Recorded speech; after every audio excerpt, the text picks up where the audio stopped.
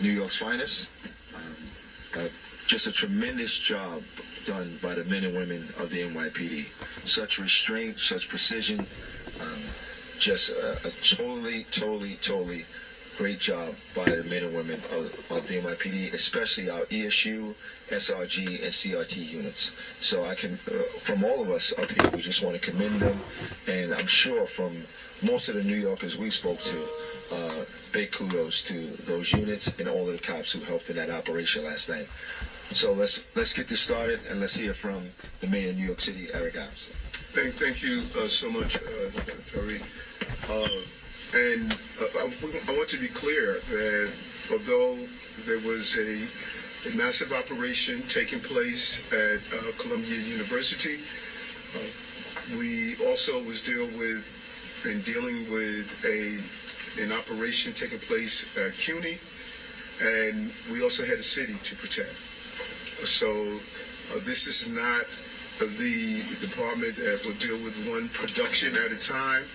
There are a multitude of things that happens in a city of this capacity and magnitude, and you have to be a well-organized professional operation to deal with all of those encounters. And I just want to thank Commissioner Caban, the Chief of Department, Madry, Chief Shell, Commissioner Daughtry, First Deputy Commissioner Kinsella, and the entire operation. And specifically, I just really want to thank Commissioner Weiner. She was the one that was monitoring the situation when I first started seeing the protests take place in the city. It just did not fit right. I saw similar indicators from the Black Lives Matters march when it was brought to my attention that there were those who came to the city to disrupt our city, and she was able, through her team, was able to conduct an investigation, and what I feared was actually materialized and actualized by those who were on the ground.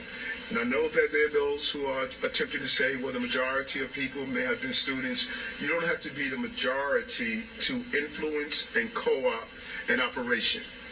That is what this is about. And so if we want to play the word police, you could do so. I want to play the New York City police, where we're going to protect our city from those who are attempting to do what is happening globally. There is a movement to radicalize young people, and I'm not going to wait until it's done and all of a sudden acknowledge the existence of it. This is a global problem that young people are being influenced by those who are professionals at radicalizing our children, and I'm not going to allow that to happen as the mayor of the city of New York. So the men and women of the New York City Police Department should be proud of yourself.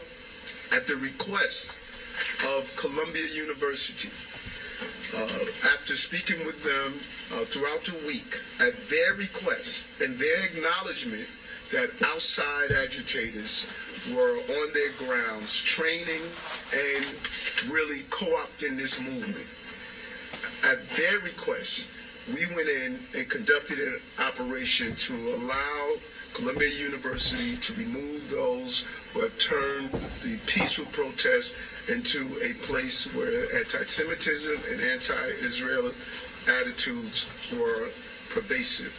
Approximately 300 people were arrested at Columbia and City College. We are processing the arrests to distinguish between who were actual students and who were not supposed to be on the ground.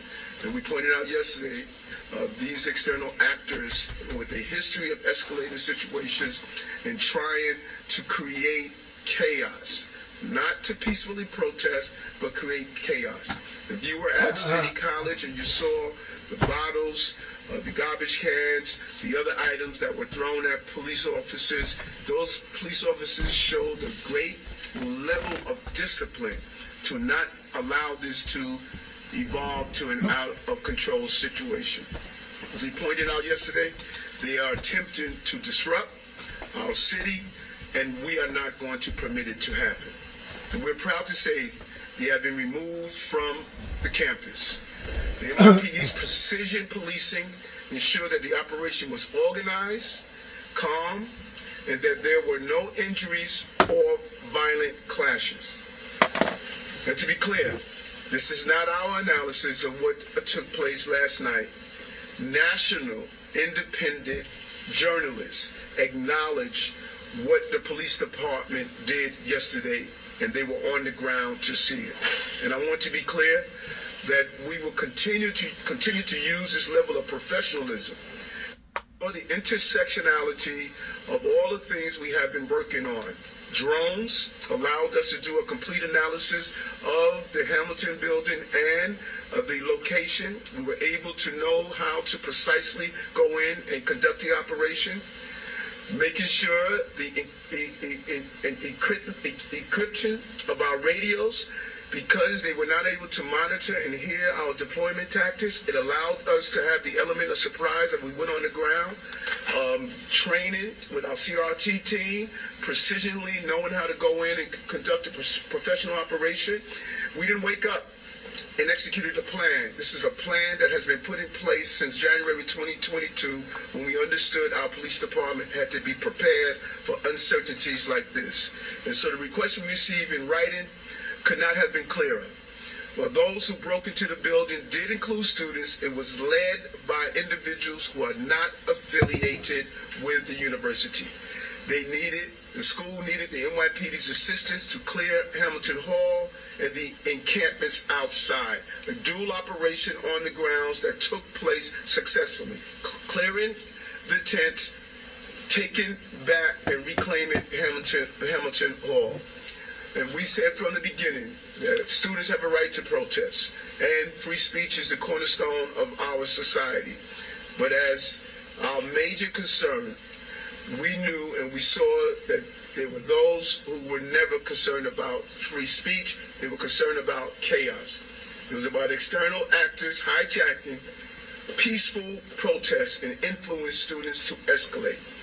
There's nothing peaceful about barricading buildings, destroying property, or dismantling security cameras. We cannot allow what should be a lawful protest to turn into a violent spectacle that saves and serves no purpose, as I said. There's no place for acts of hate in our city. We made that clear. That's from anti-Semitism to Islamophobia to anti-Sikhism and other communities as our AAPI community. We have been consistent. There's no place for hate in this city, and I want to continue to commend the professionalism of the police department and to thank Columbia University. It was a tough decision. We understood that, but with the very clear evidence of their observation and the clear evidence from our intelligence division that they understood it was time to move and the action had to end, and we brought it to a peaceful conclusion. And we're going to continue to coordinate with Columbia as we have been from the start and all of our academic institutions to find a peaceful middle of allowing our young people to protest without violence. We support the right of free speech and open debate. We will always protect the right to protest, but we must balance the right with keeping students, the school, and our city safe. And it is a combined effort that we're going to continue to move in the right direction to accomplish this goal. We know that this is only a comma in the full sentence of public protection in the city. This is not a celebratory moment. We should never had to get here in the first place. We can't create environments while children could be in danger, and we must push back on all attempts to radicalize our young people in the city like we're seeing across the entire globe. Commissioner, thank you for a job well done, and turn it over to you at this time. Good morning, and thank you, Mayor Adams. So yesterday, the NYPD received written notification from both Columbia University and the City College of New York. The situation on their campuses had deteriorated to a point where the safety of their students, faculty, staff, and the public was at risk. So last night, at both schools' requests, the NYPD entered the campuses and removed protesters who refused to leave the area. Approximately 300 arrests were made, with preliminary charges ranging from trespass to criminal mischief to burglary. At this point, we will let the criminal justice system play out. But as we said last night, the universities worked for weeks to negotiate with the protesters, to resolve the situation, and to restore order on their campuses. But once it became clear that public safety was a real concern, especially after the protesters escalated the situation by breaking and entering into a university building, the NYPD was called in to do their job. I just want to say to the men and women of this department, thank you.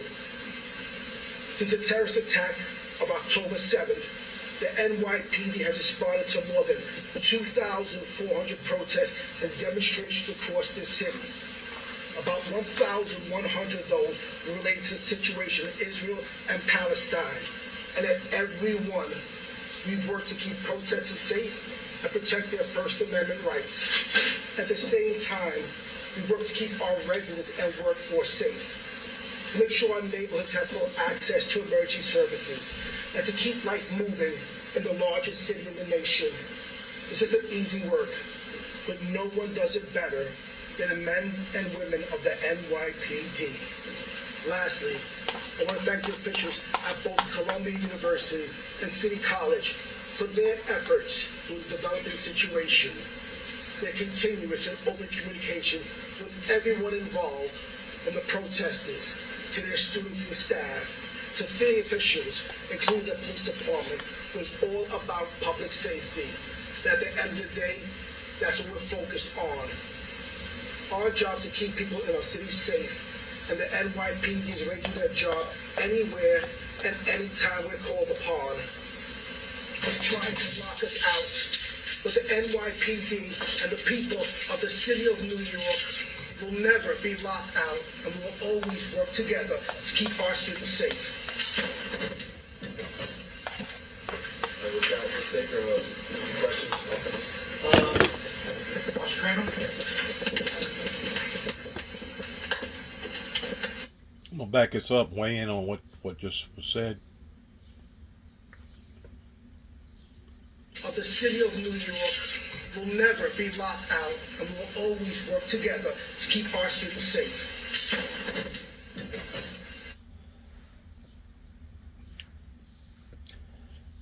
In 205, after I went through what I went through here in Weakley County towards a group of people that wanted to categorize me as somebody that was a harmful person, basically a monster, trying to put me in the category of a homegrown terrorist. And I'm talking about law enforcement people. We're not just talking about everyday old Joe people. It was an entrapment technique as well as a smear technique that they used on me.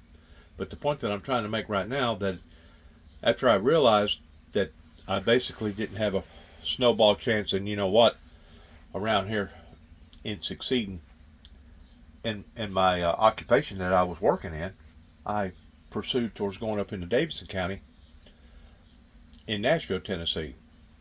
While I was up there, like usual, I went and made a bunch of cassette tapes, because that was before basically all this other stuff come about pertaining to social media. And I had dropped off several tapes in several churches, give or take probably about 100 churches there in Nashville, which is probably not even a tenth of the churches there in Nashville, but I was trying to hitting the bigger ones. But it was in the fall of 2005. I was working for Bill Hurd Chevrolet Garage with Chuck Bollinger and at the time Sean Cheeks. That was my bosses. Whenever Homeland Security got involved in my life, that basically entrapped me by calling me up and asking me to come back to their headquarters, that they had a few questions to ask me. Well, come to find out, it wasn't questions, it was statements, and their statements basically was the very thing that individual just got through throwing on the table right there, pertaining to chains, that I was accused by Homeland Security in the field office in Nashville of chaining up the churches. Chaining up the churches is what Homeland Security was accusing me of. Now,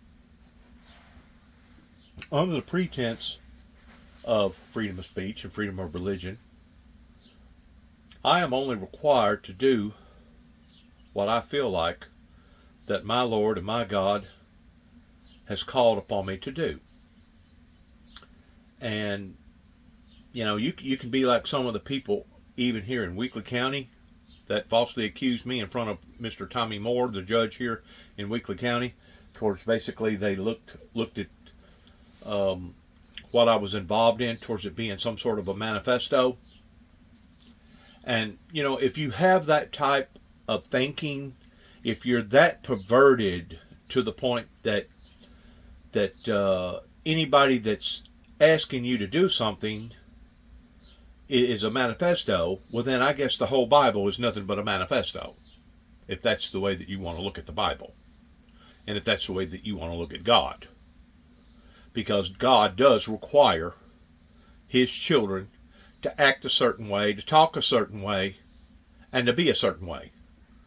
And if you're not in that accordance, I have doubts, and I'm preaching to the choir right now, I'm preaching to myself, I have doubts of whether or not you are true at heart in what you say that you're true at heart about. Because if you was really that true at heart, you would be accustomed to that in which what God expected for us to do through the teachings of Christ. And one of those main illustrations is to be wise as serpents but harmless as doves. And if you're not harmless, then you're violating those principles.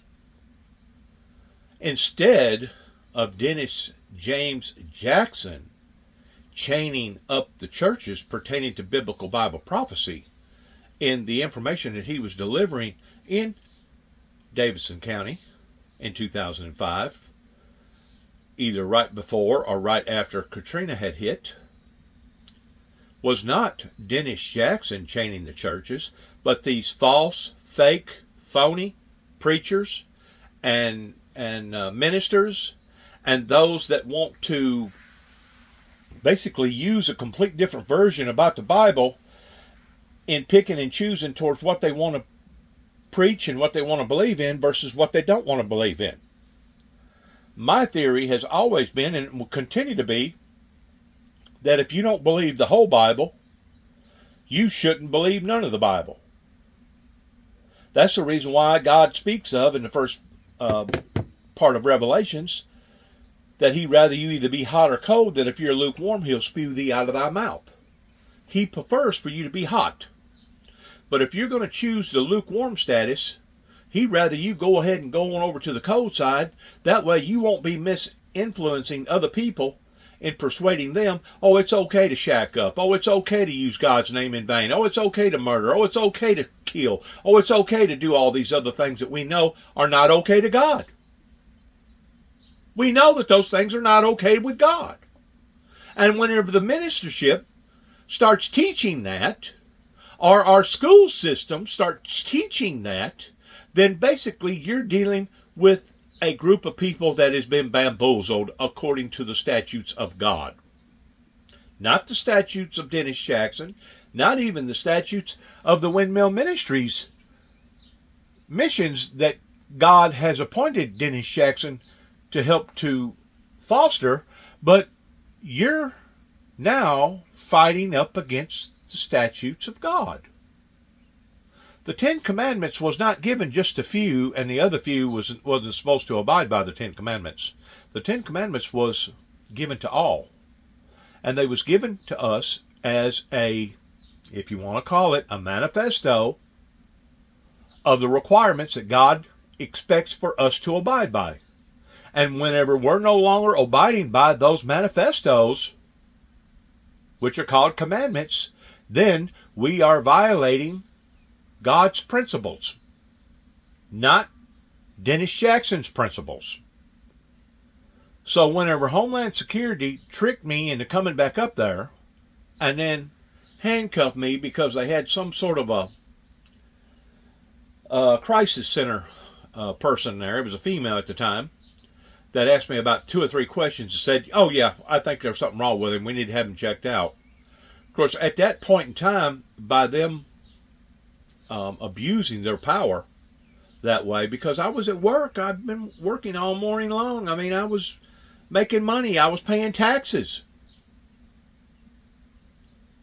They had a burr up her saddle because certain individuals from certain churches made certain calls that stirred up certain people. And one of those churches was a synagogue up in Nashville, Tennessee, in which to this day I think I know which synagogue that it was off of Bellevue, but I can't say for sure that it was because I never did read the warrant. I never did know what rabbi signed the warrant. I never did see a rabbi that represented the warrant after going to court on 2 different occasions. But for some reason, people, regardless whether you be a Jewish synagogue or you be a Christian, for some reason, people thinks that they got the right or the power to change the definition of God and to change the requirements of God. It is not for us to conform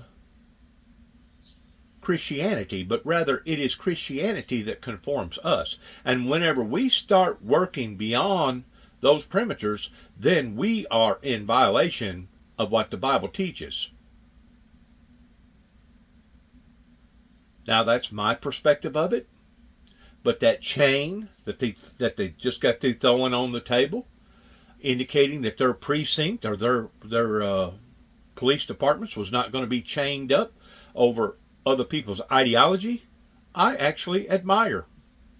And what the mayor just got through saying, the mayor of New York, what he just got through saying, I truly admire the fact that they focused in on a problem and they went about it in a professional way. And those was the very things that the ATF in Waco, Mount Carmel, Texas, did not do. They did not project themselves in a professional manner, not only the way that they entrapped the Branch Davidians, but then after they knowed that the plan of surprise had been spoiled, they still went ahead and pursued that raid, which is very unprofessional. Because a lot of times the element of surprise is the only better edge that a force may have, especially going up against a force that could have the same type of lethal power that they had. It's all, like the mayor said, it's all in the name of safety. And it's in the name of the concern for the will of the people that justified this type of action. And he speaks of something else in just a minute pertaining to the American flag that I truly admire and back up, because it is the American flag. It is our way of life. And whenever other people think that they're going to be able to come over here and conform us to their way of thinking, that's where us, true sovereign citizens of America, has to draw the line in the sand and say, you know what? This is a line that you ain't going to cross here. Now you may be able to manipulate the laws, and you may be able to manipulate various people in thinking that you're right about your movement, but the fact of the matter is, whenever you go to try to conform us in some other flag or some other country or some other indoctrination, that's where you just stepped over the line. Especially whenever it comes to safety features. There's no doubt what's going on over in the Holy Land right now. I hate it for both parties. I absolutely hate it for both parties, that people can't get along, people can't love one another, people can't compromise. The Bible says to let the wheat grow with the tares until time of harvest. There is a national movement right now pertaining to the Antichrist type people. Now they won't call themselves Antichrist. Matter of fact, a lot of them will put on a fake cliche towards saying, "Oh no, I'm a believer in Jesus. Oh no, I'm a Jesus fan. Oh no, I'm a Jesus fan." But yet, no, they're living like the devil. You have to be wise enough to understand what's going on and who's motivating this movement globally all over the planet, which is the devil, Lucifer, Satan, the very entity that God hates, the very entity that we're supposed to hate too as well. Now, granted, we don't necessarily call it hate because according to the laws of America, that is starting now to cross the line the other way. So we say, well, it's things that we are opposed of, or things that we disagree with, are things that we find to be appalling pertaining to other people's ideology. The fact of the matter is, the world is under attack right now. It ain't just America under siege. It's the world. And until good, sound, American, Christian people, I'm going to put the word Christian in there, and this may or may not have a bit of ounce of Christianity in his whole life. I don't know that much about him.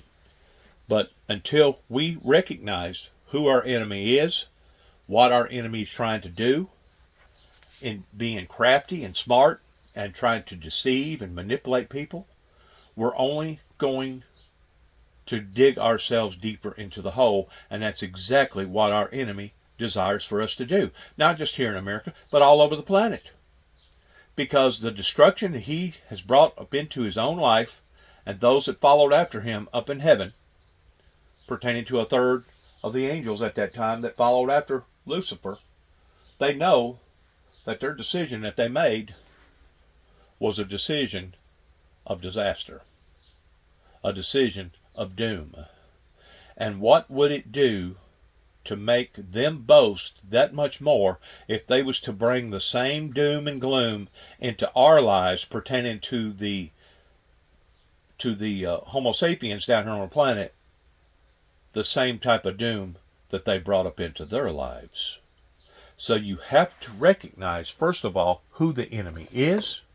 You have to recognize what the enemy is capable of, and where this all stems from, going back to the core of origin of basically the fight or the battle, the war that broke out in heaven that caused this type of division or this type of anarchy to begin with.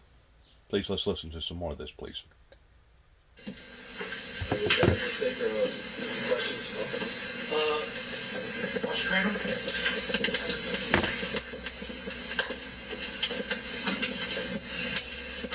Commissioner, Mr. Mayor, I wonder if you could tell us how many of the people who were arrested, both inside Hamilton Hall and outside, were not affiliated with the school, were not students, were outside agitators, both inside and outside. And I have a second question. Thank you. I'll pass that question over to our Chief Patrol, John Shaw. So right now, as it breaks down, we have 282 arrests. As of right now, we have 282 arrests. 173 of those came from City College, 109 came from Columbia. How it breaks down to your question, we'll have that answer sometime today. We haven't broken it down yet, but we will have that answer. Can you give us any more details about the people who were not affiliated with them? Or were they what groups they were associated with? Good morning. So there are a number of different individuals who we know from over the years associated with protests, not just in our city, but in other cities as well, who are linked to and who we see doing training around the change in tactics that we described yesterday and that we all witnessed. The black bloc attire, the breaking windows, breaking doors, the vandalism, property destruction, the barricading, makeshift weapons that we recovered in the encampment. And so that change in tactics combined with the presence of known... And see, a lot of those cruel or evil groups that they're talking about right there, they actually look for weaknesses in society so that they can launch into or latch onto a group of people like this that probably originally started out that they was not going to cause any type of violence and that they wasn't going to cause any type of destruction and etc., etc. But the thing about it is, once the hype starts with a tumult, a group of people like this, it talks about a tumult in the Bible pertaining to a whole group of people, a rioting type situation. Once that ever starts, then it can grow and it can become something that the original intenders did not intend for it to ever have branched off into. So, is there innocent people in this same group of people that was not expecting or anticipating for this to get this far out of hand? I'm sure it is. I'm sure it is. Just like what happened January the 6th pertaining to the riot of the Capitol building. I'm sure there was a lot of people that originally did not have the intent of going to that ordeal that morning and being caught up in a big hoopla to the point that they wound up being part of the problem instead of part of the solution to the problem. That's the part you have to watch. You got to watch who you associate with. You got to watch in what that association is doing, why they're doing what they're doing, what's motivating them to do what they're doing. And it's a tick for tack all the way around, that if you truly are a born-again believing Christian, even though you do have a statement or you do want to be involved in some sort of a movement, you have to really be very, very careful in who you associate yourself with. Because if you don't watch, you can associate yourself with the wrong group of people, and the next thing you know, it winds up going into a direction that you had no earthly idea that it was going to get that far out of hand. And I'm pretty sure, I hate to go back again to what went on in Mount Carmel, Waco, Texas.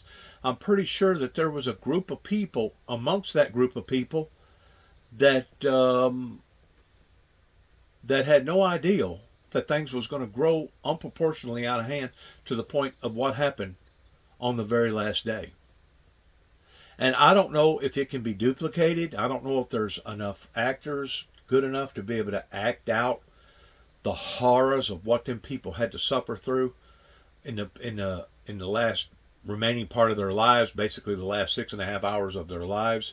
But I would like to see an engraphed movie to where various conversations was being held during the time of all the gassing, and of course the anger and the various emotions that was going on. I would like to be able to see somebody autograph that movie to the point of making it look really, really real, similar towards what we've seen in other types of movies, the Tower Inferno, the ship that went down pertaining to the Titanic. I thought that was choreographed very well.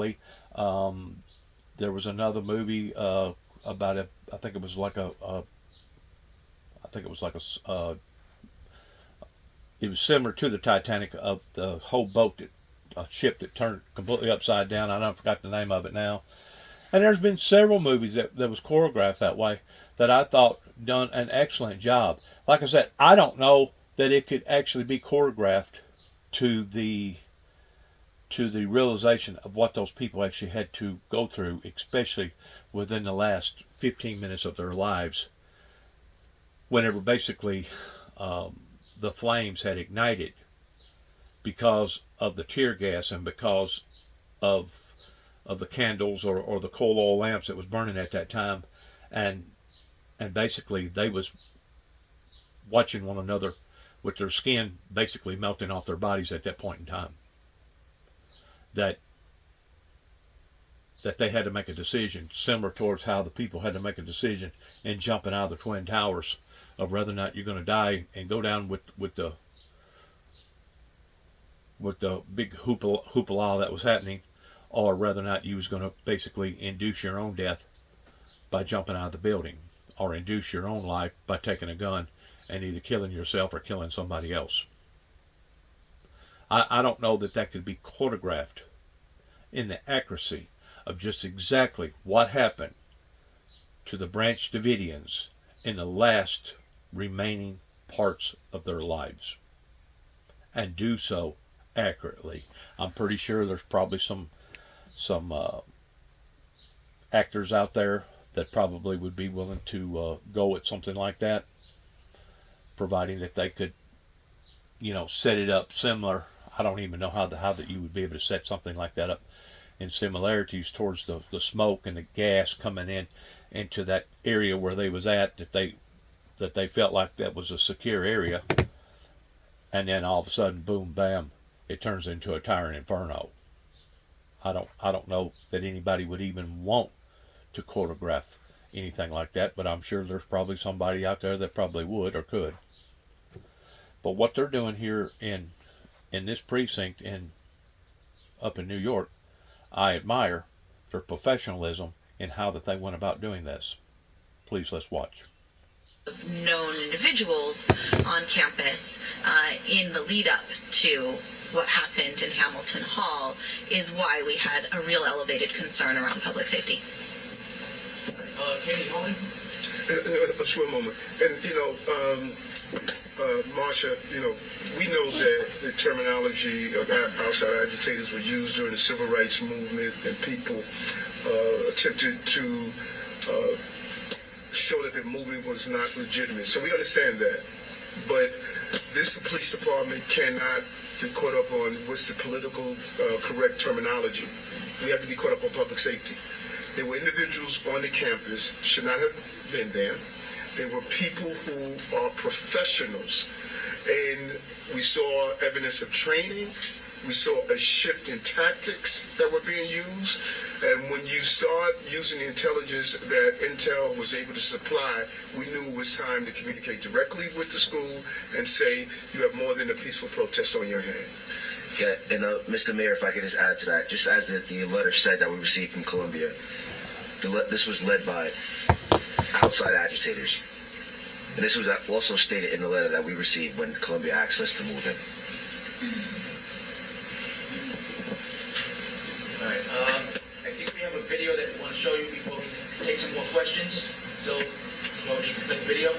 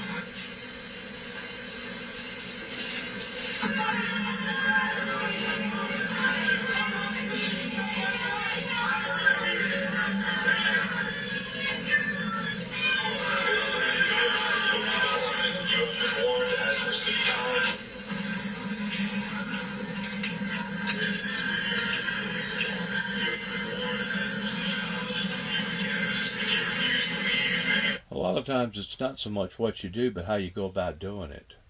To me, the guy, I don't know, it may have been a male or female, wearing a bright yellow hat that snuck up in behind the officers as they was dragging that individual off, acting like that he was a reporter of some sort, writing down different whatever that he was writing. To me, it was a sissy type stance in the way that they was trying to do things and trying to make it look legitimate. There was nothing legitimate about breaking out windows and creating chaos this way. Yes, I agree. Our hallmark, pertaining to our American democracy as well as other democracies all over the world, is pertaining to freedom of speech and the right to be able to protest. But there has to be a limit in how far free speech can go. And I agree, no one should be in a theater crying fire, fire, fire just to create a panic. That way a bunch of people can get stampeded to death over somebody that wanted to do that in a cruel, immoral way. I agree. Just because you got the right to pull down a fire alarm at any given time, either in a school or a church or a hospital, does not give you the right to do that, especially if you don't know for sure that there is a fire. There are certain limitations of freedom of speech. And for this agency up here in Martin, Tennessee, associated with the Weakley County law, for them to try to do something like that in wanting to taint me or put me in a category of possibly being a homegrown terrorist, it goes beyond the pale of somebody trying to entrap somebody over a speeding ticket. It goes beyond the pale of somebody trying to get somebody of another type of crime that's basically a misdemeanor type crime. To put somebody in the category of being a homegrown terrorist, you're looking at ruining that individual's life. And in front of most judges that even thinks that you're remotely going to cause trouble like that, regardless whether you're burning down a forest or you're a fire thefter and you want to burn down a house or whatever, you're looking at 20 years to life. Why is that? Because now you're looked upon as being a threat to humanity. And that's exactly what certain individuals up here in Martin, Tennessee and Weakley County wanted to put me in the category of. They was even willing to provoke my brother and I to the extent that we would have had to have resorted to violence because we couldn't get the Weakley County judicial system pertaining to our courts to stand in our corner. Now, if that's not an act of betrayal, I will kiss your tail and give you 30 minutes to draw up a crowd. There are certain people in this county that deserves dereliction of duty, and as far as I'm concerned, they should walk away being scolded, and they should walk away being a mockery to the positions that they thought that they was going to hold towards protecting and taking care of their citizens. I know exactly what you done, why you done it, and pretty much so who done it. Now, I can't pinpoint actual names, but I know somebody who can. And those very people that was a part of this movement that wanted to destroy not so much Dennis Jackson, but what Dennis Jackson represented, one day you will stand in front of the Almighty and you will give an account for the things that you have either done or the things that you have not done that you should have done, because I guarantee you, God knows who you are. God knows what your intent was. God knows what your sole motive actually was. And those will be the people one day that true justice will be served in bringing this type of misery and harm and hurt to not just the American people's lives, but as far as I'm concerned, the world in general. The world in general. This is what you have caused.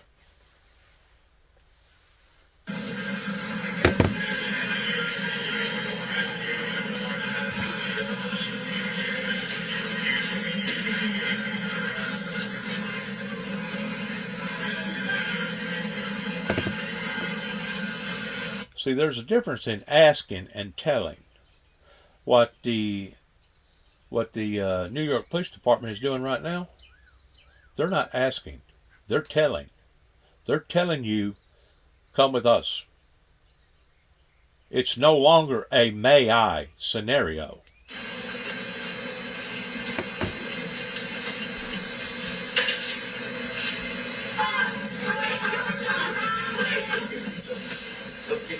before we continue with questions, Commissioner Shepard will just give a quick overview of what we just saw, and then we'll continue with the questions. Yeah, the reason why we just showed that video is that a lot of arrests made, almost 300 arrests made last night. And what you see is the overwhelming majority of those arrests that were made without incident. No injuries, no real scuffles with police. It was just an amazing job again. And kudos to Chief Arambulis and his team, SRG, and ESU, and obviously Commissioner Daughtry leading, and Chief Shell leading the CRT last night. So make no mistake about it, this is a very difficult operation, but we made it look like that it wasn't problematic. And the reason was the skill of the cops that were out there last night. A lot of these people would have resisted, but the way that these officers talked to them, handled them, and took them into custody, it was very professional, and the overwhelming majority's arrest just led to a quick arrest with no incident, and then right down to MAPC where they were processed. And another significant part of the video was at the end. That's our flag, folks. Don't take over our buildings and put another flag up. That may be fine to other people, but it's not to me. My uncle died defending this country. Exactly. These men and women put their lives on the line. Exactly. And it's despicable that schools will allow another country flag to fly in our country. Exactly. So blame me for being proud to be an American. And I thank Commissioner Daughtry for putting that flag back up. We're not surrendering our way of life to anyone. Exactly. Katie Honan? And once more, it reaches the level to where it's no longer a may I status. May I help? May I do this? May I do that? If you are a true diplomatic sovereign country, such as America is, there comes a time to where this is not acceptable. This is not acceptable, and that's where we, as an American citizens, has to have the backbone of standing up and saying, you know what? This has gone beyond the pale, and because of it, we're going to stop it. And if we don't stop it, it'll be our faults. The fault will fall upon our feet because we didn't have the backbone or the courage to stand up against it. Because I guarantee you, if that mayor would have allowed for this to have went on, it could have went on for not days, not weeks, but possibly even months. And it could have wound up turning into something very, very ugly, to the point of lives being totally destroyed or even killed. You nip it at the bud, as the old saying goes. If you give them an inch, they'll take a mile. A stitch in time saves 9. That's what they done here. They went ahead and nipped it in the bud. A stitch in time saves 9. And they went ahead and put the flame out. And that's what's going to have to take place with all these institutions, universities, colleges, towns, cities, organizations all throughout America. If not, it's just going to be total chaos.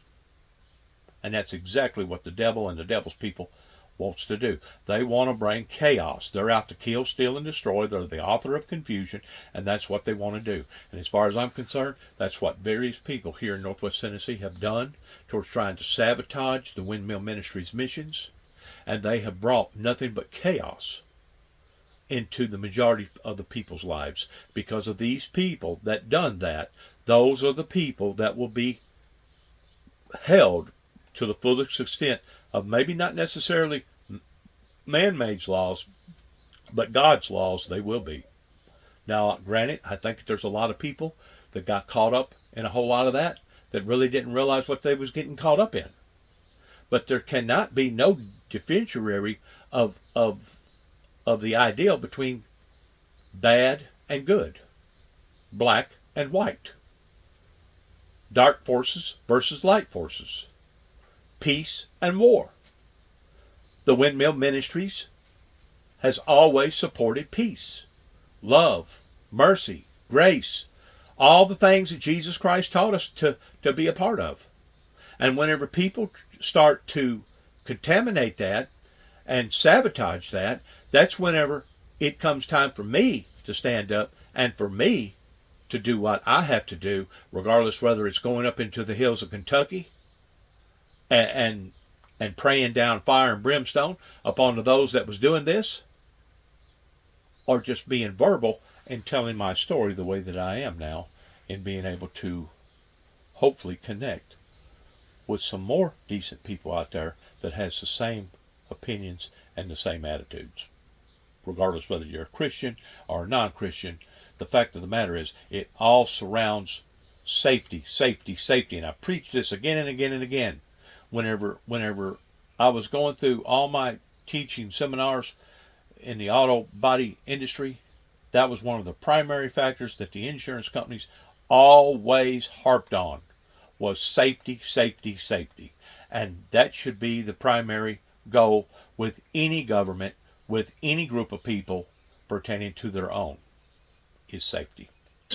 I wanted to just double back on the outside agitators. I know you said you've identified some people. Why is it so difficult for the NYPD to say X amount of people were outside agitators, especially since you've identified them? The mayor's been talking about them for more than a week. And secondly, blocking reporters from covering the events, then tweeting out your own videos, showing us this video. It's different than what we were seeing outside, especially the use of what seemed to be use of force from the police. Is that part of the NYPD's attempt to control the narrative, which I know some of the people in the dais have talked about before? But I guess first with the outside agitators, why is it so difficult to just say 10 people, 20 people, especially if, as you say, they were leading the occupation of the building? Yeah, so, I think it's not difficult to say that we know certain individuals. They're well known to us, who have been involved in what we assess to be training, especially around a change in tactics. We're in the process of sorting through all of the data that we recovered last night. So sifting through the names of everybody and were they affiliated with a school or not, that takes time, and we want to make sure that we're giving you accurate information. But I think the larger point is really important, which is this is not about students expressing ideas. It is about a change in tactics that presents a concern and a normalization and mainstreaming of rhetoric. And I'm not just talking about language, I'm now talking about tactics, and that's what shifted our response yesterday. But a normalization and mainstreaming of rhetoric associated with terrorism that has now become pretty common on college campuses, right? You see people wearing headbands associated with foreign terrorist organizations. This happened in October when you had a viral TikTok reissuing of Osama bin Laden's 2002 letter to America. So that's a larger concern. It's separate from what happened yesterday, but they're related. We do not want ideas. We do not want campuses, which are where people are supposed to be learning and being in a conducive environment for all of the things that we do in schools, being turned into places where people are committing vandalism, property damage, and committing crimes. It's been a remarkable press conference, really. Just Once more, from a Christian standpoint, we have to be very careful in recognizing that we always are to show our love towards even the worstest of the worst sinner. But at the same time, we are to hate that in which what the sinner is doing. If the sinner is raping, if the sinner is robbing, if the sinner is stealing, if the sinner is lying, if the sinner is killing, we're to hate the attributes of the sin. But at the same time, we love the sinner per se. Though we don't love what the sinner is doing, we still love the sinner by understanding that the sinner could have possibly been talked into or bamboozled or even tricked into them doing what they have done. And it's up to us to bring that to the forefront and say, hey, what you're doing is incorrect. What you're doing is against the standards of God. You're not supposed to lie. You're not supposed to be jumping from bedroom to bedroom committing adultery. You're not supposed to be murdering people. You're not supposed to be doing these horrible, horrible things that basically God surrounded his 10 Commandments around. And whenever society no longer wants to foster its ideology off of the same principles, then you have a society that, as far as I'm concerned, has went way out in left field. And they can say whatever that they want to say, but proof is in the pudding pertaining to their actions towards what they're actually practicing versus what they're just saying that they're practicing. Proof is in the pudding. I knew that this was festering, and I don't think that it's over with quite yet. I think that there'll still be different flare-ups within different colleges of different groups of people that's wanting to be basically rebels. But at least I think the big fire may have gotten dampened down a little bit last night regarding what the NYPD done. And there was also a big flare-up out in California. I think there was another flare-up somewhere else. I think there was like 3 or 4 flare-ups last night that had to be addressed. I don't know how all of them addressed. I just know how this one here is displaying itself towards how it addressed its problems, and which I think they've done a good job at. It's really just listening over the past 20 minutes here. 282 arrests so far. What the mayor said in New York, quote, there is a global movement to radicalize our children. And it is. And then a moment ago, referring to the American flag being replaced by the Palestinian flag, and then reversed yet again, he said, my uncle died for this country. That's our flag, folks. That's Eric Adams, the Democratic mayor of New York, who I think, Dana, perhaps just had his finest moment in standing up for his city and standing up for his country right now. He certainly found his voice, and we have Paul Morrow still with us here, who, of course, you were NYPD. You're also a lawyer. You know the city well. You've been watching this with us. Your thoughts this morning as what you heard from Eric Adams and the police commissioner? Yeah, I agree. I think that may be the finest moment of his mayoralty, and I think it's going to be something that he's remembered for, especially when you contrast it with the way we saw it handled out west and in some other areas around the country. The NYPD was just waiting for the word to go, and when they went, it was very clear that this had been planned. It was not pell-mell. Despite what some of the media would love to create as a narrative, the use of force was minimal. My understanding is that inside Hamilton Hall, the use of force was limited to pushing somebody up against the wall. We had somebody speaking last night as if it was the worst thing that she'd ever seen or heard about, and she's saying that, yeah, they pushed somebody up against the wall, another person got handcuffed, and they said, well, that's police work. I mean, you're clearing a building that has been forcibly taken over. I want to also, if I could, talk real quickly about what Rebecca Weiner, in full disclosure, Rebecca used to work for me. Rebecca Weiner is the head of Intel, and she's talking about the mainstreaming of the ideas here, and that really is the danger. The possibilities here of radicalization are profound. You have all of these young minds who have succumbed essentially to a narrative that they don't know a whole lot about. And if you go back just a year or two ago, we were hearing from DOJ that the domestic violent extremists was the biggest threat domestically to the country, and that was a euphemism for white supremacy and groups on the right, Proud Boys and things like that. And I think a lot of our intel agencies took their eyes off the ball on the sort of Islamist threat that could still spike up. Now, full disclosure again, some of my best detectives when I was in intelligence were Muslims.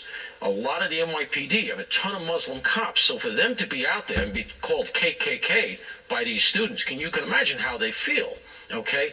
But this is a normalization, and it has morphed into sanctioned anti-Semitism. That's what we've seen. They try to thread this needle that, oh, we're only anti-Zionist. Malarkey. When you see Jewish students who can't even get to class, this is sanctioned anti-Semitism, and they've managed to marry the narrative to a lot of the progressive tropes that we see all across the country.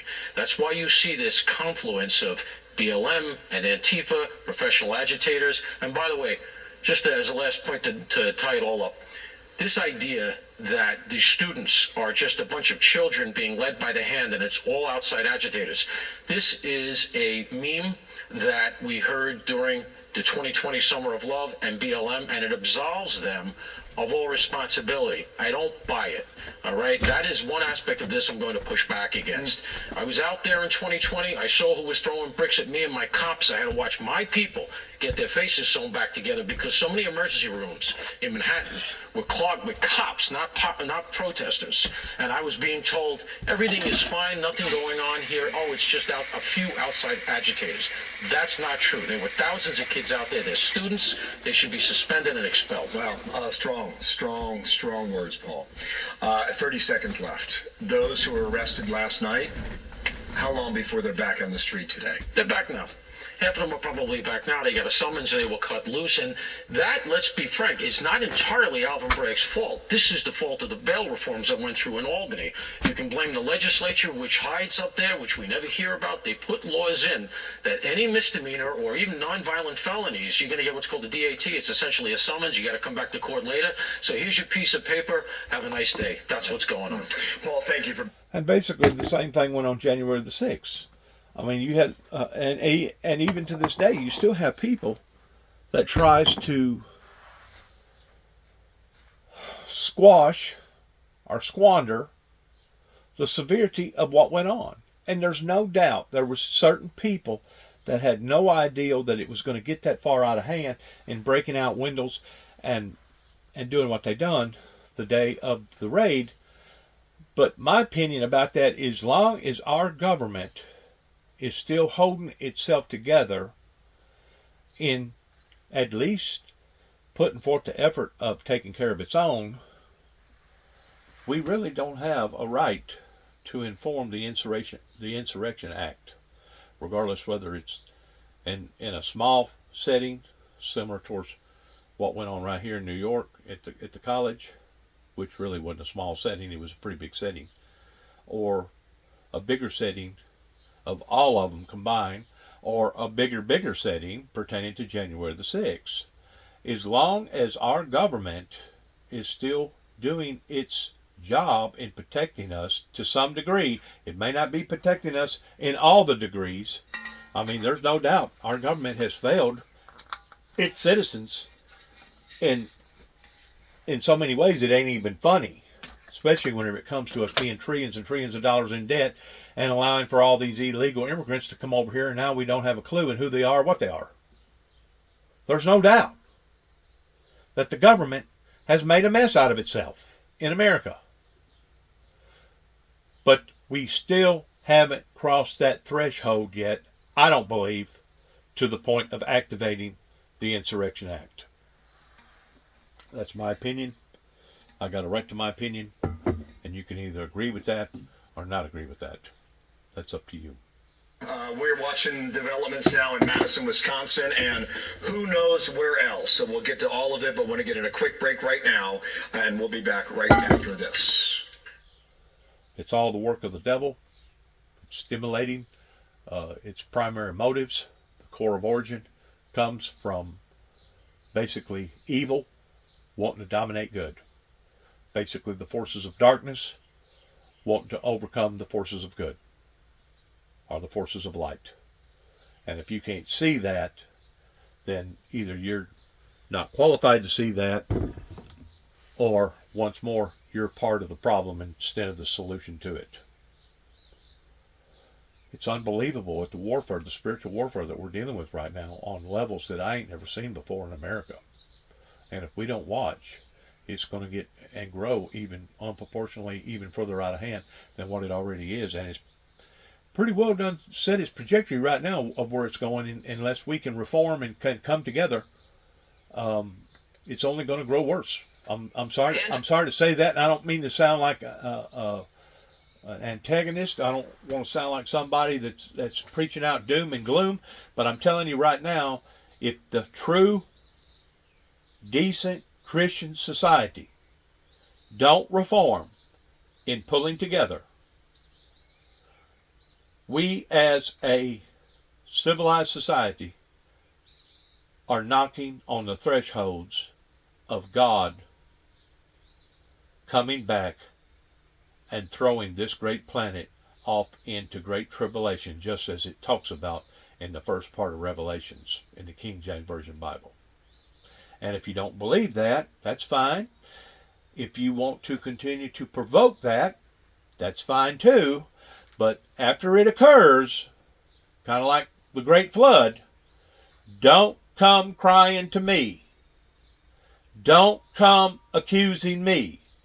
Don't come blaming me for your own personal actions. And that's the part that I continue to keep telling my son about, that you want to blame me for what people like you didn't do. It's not my fault that you did not respond correctly to the message with me being the messenger. I understand. Obviously, you must think that I'm a liar. Or obviously, you must think that I do have some sort of a mental illness that even your own grandpappy wanted to project about his son. That's fine too. But don't get in my face towards telling me that it's my fault about the things that I have done, because I have done everything within my power of getting my message out there to the people. And it's the people that rejected it, and it's the people that didn't formate around it to be able to implement peace and utopia and love, the things that the Bible talks about. So rather, I go back to the scenario, it's not that the founder failed the ministry, but it's rather that the people failed the ministry because the people didn't stand in support of the ministry that the founder had been called upon to help to foster. Anti-American message of hate. This morning, arrests underway on the University of Wisconsin in Madison, right there live for you to see. Welcome to a brand new hour of America's Newsroom. I'm Dana Perino. Good morning. Been a day already, hasn't it? Yeah. Morning to you, Dana. I'm Bill Hemmer. Good morning at home. Night of rage from coast to coast continues in some parts at this hour. Police in riot gear responding to violent chaos at colleges in various parts of the country. You're looking at the University of Wisconsin at Madison right now. New York City's mayor holding a news conference blaming the outside agitators for driving the violent occupation at places like Columbia University, and also thanking his police officers who entered the campus last night and arrested hundreds of protesters inside. He says, job well done. There is a movement to radicalize young people, and I'm not going to wait until it's done and all of a sudden acknowledge the existence of it. This is a global problem. Young people are being influenced by those who are professionals at radicalizing our children, and I'm not going to allow that to happen as the mayor of the city of New York. So let's get to all of it now. Brand new hour begins. Jackie Heinrich reports from the White House as President Biden remains mostly silent at this hour. Griff Jenkins reports from George Washington University, but first to the West Coast in California, UCLA, and William Lajeunesse after a violent night there on campus went down on live television. William, hello to you. Good morning, Bill. And this is where the confrontation started. So I'm basically on the quad, right? And pro-Israel supporters have been airing scenes of the October 7th massacre on this big screen, kind of offering a counterpoint to students. And this is where the counter demonstrators basically gathered. And then they're going to head over to the encampment. That's where we're going right now. Now, when they're last night at 11... And I'm kind of like the mayor. I'm not going to allow for people to contaminate and for people to manipulate the true identity of the founder's intent, even if they try to provoke in causing myself or even my brother that I did have. Now, I no longer have him now because he's dead, but I'm not going to allow for that. And if we as a Christian society don't stand up to the trickery that the devil and the devil's people is doing, then basically you're going to allow for Satan to win. And I'm not going to allow for Satan to win, not in my life, not while I'm living here upon to the planet, not while I'm responsible for my own actions, and one day will possibly be responsible for those that didn't have nothing to do with this. It's my responsibility to stand up, to speak out, to stand up against evil and the barbaricness of evil. According to campus police, there were only 5 to 6 officers on duty at the time, and as soon as this started, they tried to give aid, medical aid to one person, and then they scattered. So there was no security presence here at all, as this large group of 50 to 100 counter demonstrators head over and try to breach the barricades that you're looking at right now of the encampment. Now, these fences are here, and they went through the fences, and they went literally right up against this, and they were met by pepper spray and bear spray. They were met by plywood shields that had nails driven through them, and they were being pushed back with that. The protesters here, they had umbrellas to stop the spray on both sides. They had weapons, they had spray, and they did their best. They were not able to get through this barricade. Now, inside, I talked to a woman yesterday. She said there's about 50 to 400 individuals there, depending on the time of day. Now, the university had declared this encampment unlawful, but they did not move in. Now they have to live with that decision. There's a meeting later today scheduled between the protesters and the university as to what happens next. Bill? All right, William. Thanks. William Lajeunesse, back to you at UCLA with more developments. Thanks. 7 a.m. there where William is. Okay, now come back with us to the East Coast. Let's check in with Griff Jenkins. He's live at George Washington University in Washington, D.C. Griff, what's going on there? Well, Dana, the encampment here is growing. We have more than 100 tents here. We can show you actually just a quick look here. You can see the number of tents lining the university yard here. And in the center, a stack of bike barricades over the weekend that were torn down by the students and piled up here. But yet there are no indications that the school officials are going to call for this encampment to be removed. We're here with Sarah Rembaum, who's a student at GW. Sarah, when you stand out here and you see this, how do you feel about this, and do you want this removed? Thank you. So I do want this removed. This is something that is disrupting our life here at college. Walking around campus and being a proud Jewish student, it is really hard to walk by and have people look at me and make faces at me and mock me just because I am being strongly and proudly Jewish.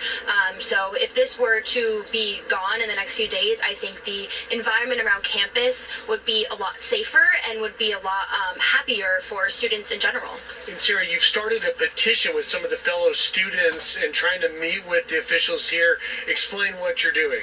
Yeah, so we've started a petition to urge the mayor to come and support us to remove the encampment.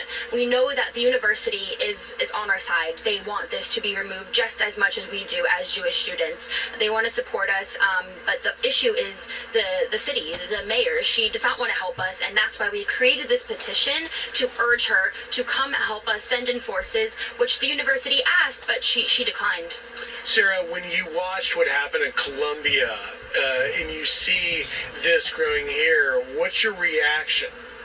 I'm worried, I'm nervous. I see what's happening at Columbia, at UCLA. I want to be able to walk around my campus as a Jewish student. Jewish students at UCLA, as most of us know, are not even being allowed to get into the library. And if that were to happen on our campus, I would feel really scared being a Jewish student. I've got to end it here, but are there outside agitators as well as students here?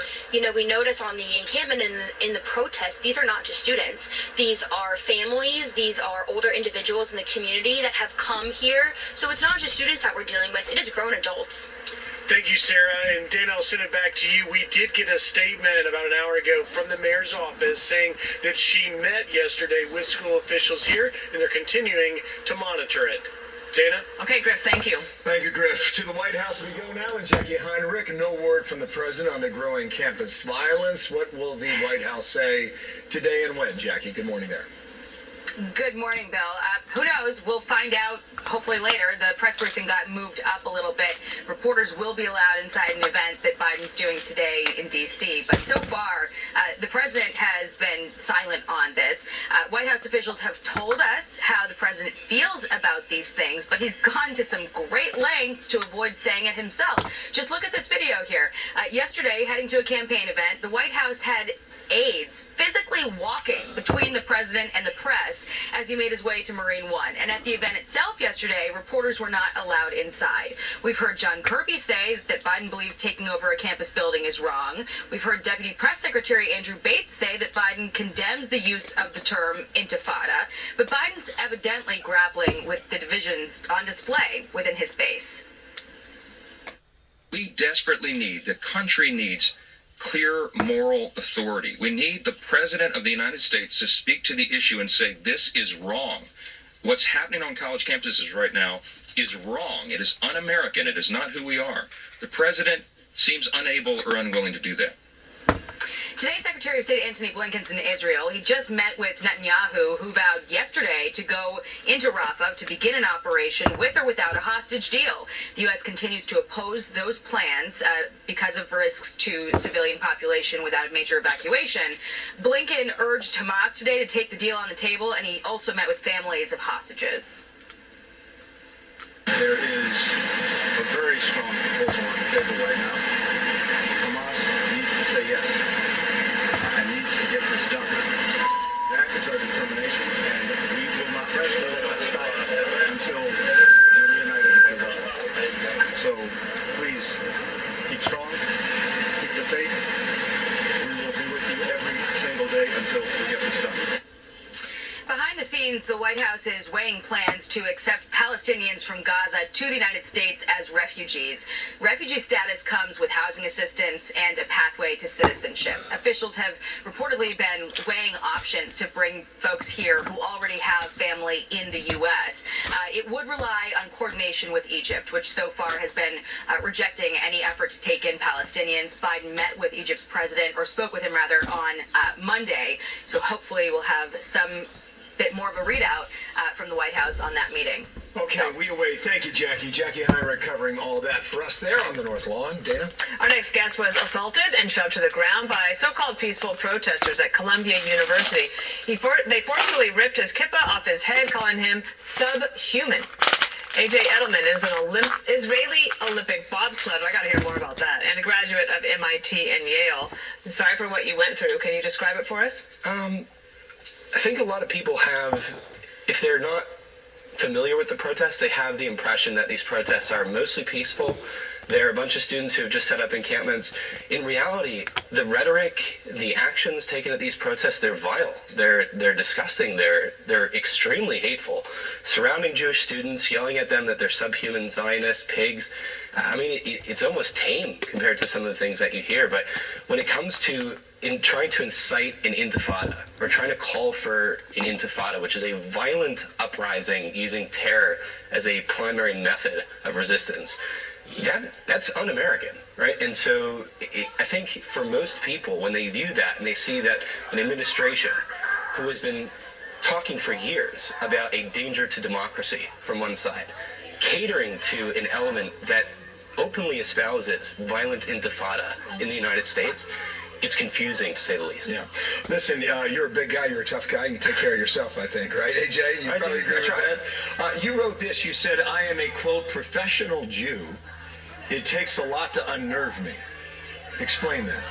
So for 10 years, I've represented Israel. I'm very visibly Jewish. I wear a kippah on my head, not because I'm religious, but because to me that is pride in who I am.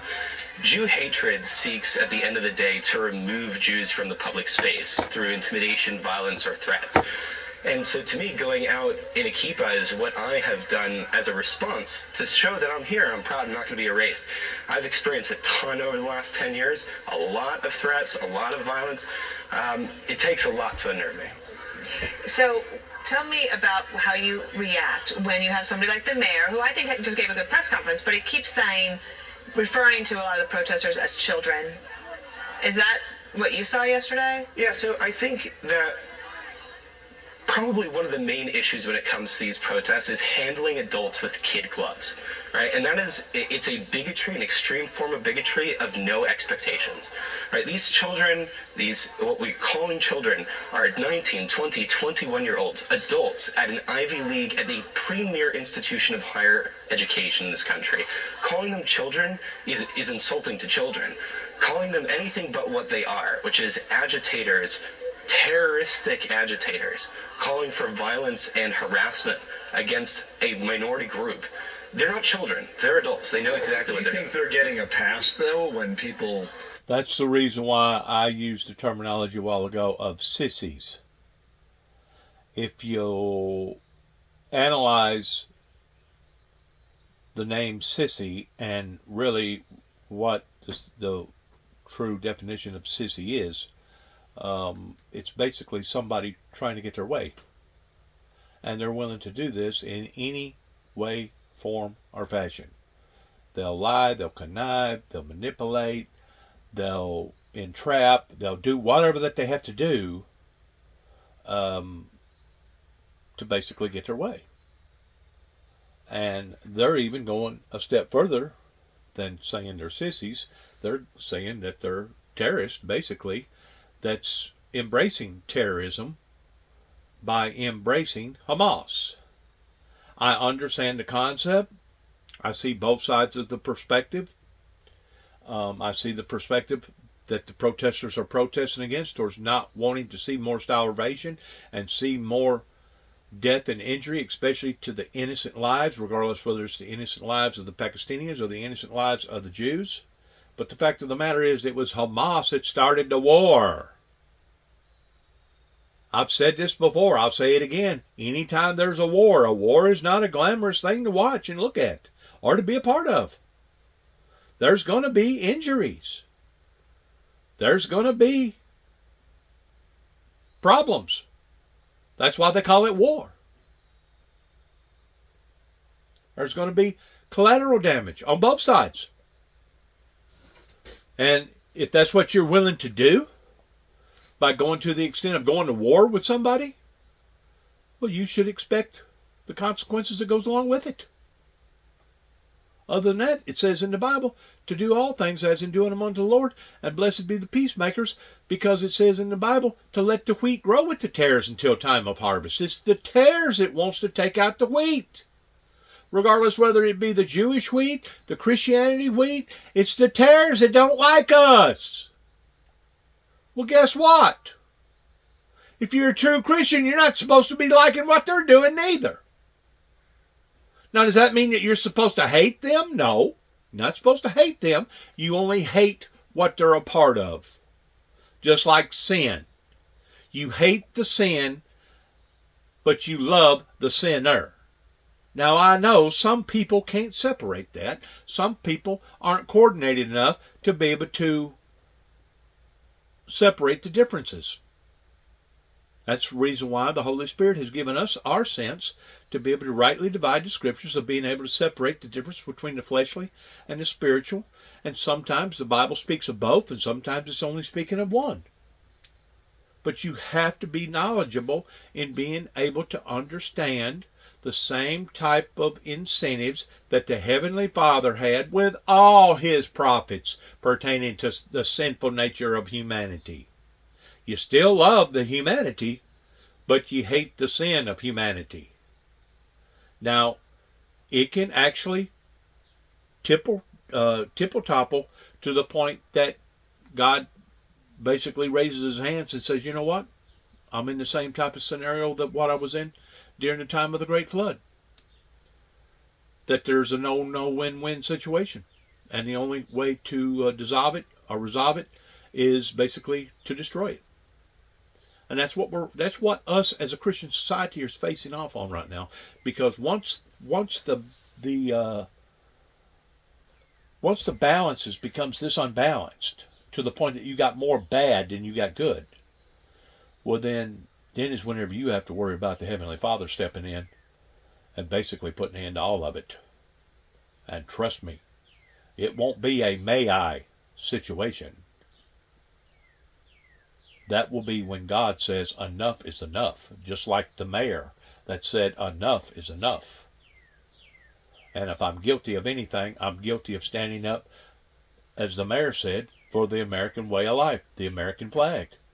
If the Christian society is guilty of anything, they should be guilty of standing up for the righteousness of God.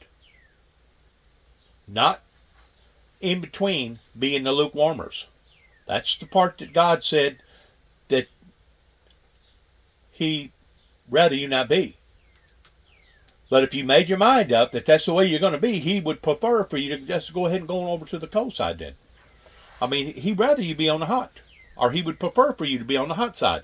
But if you're not going to do that, then go over to the other side, because all you're basically doing is becoming an influence in other people, in damaging or contaminating the trueness or the righteousness of God that much even more.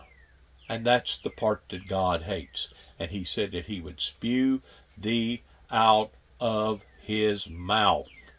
And don't you think for a second that he isn't doing so even as I speak. Just want to say thank you for your time. God bless America. God bless our troops. God bless our men and women in uniform, our first responders. And God bless our endeavors towards where we go from this moment on regarding peace and utopia, love, grace, forgiveness, and all the things that the Lord Jesus Christ taught us to be a part of or implement in our own personal lives. God bless, and once more, heaven help us all, and shalom.